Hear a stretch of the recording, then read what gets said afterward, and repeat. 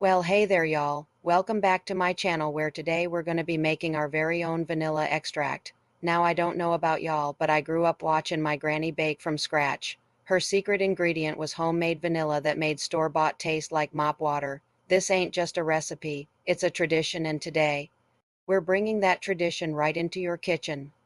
You only need two things: grade B vanilla beans and high-proof alcohol. Yep, that's it. Now don't go using top-shelf liquor. Save that for Uncle Earl's birthday. Vodka, bourbon, or rum works just fine.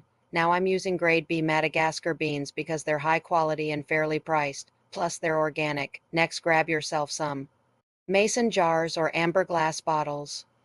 Now this part's important. Don't use clear bottles. You'll end up with cloudy extract and nobody wants that. Next up, slice those beans down the middle like you are opening an apple of letter from the Lord. Drop 5-6 beans per 8-ounce jar. Don't be shy. Next, pour in your alcohol until it covers the beans completely. Leave about a finger's width at the top. Seal it up, give it a good shake like it owes you money, and store it in a cool, dark place.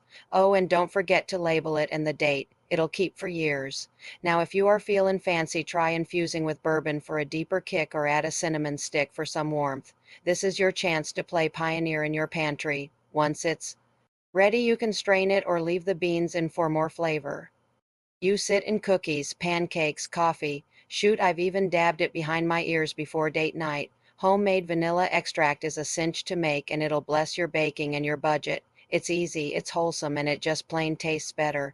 Now, if this video stirred up some sweet inspiration for you, go ahead and tap that like button, hit subscribe, and ring that bell so you don't miss what's coming next. And hey, drop a comment telling me what you'd use your homemade vanilla in first.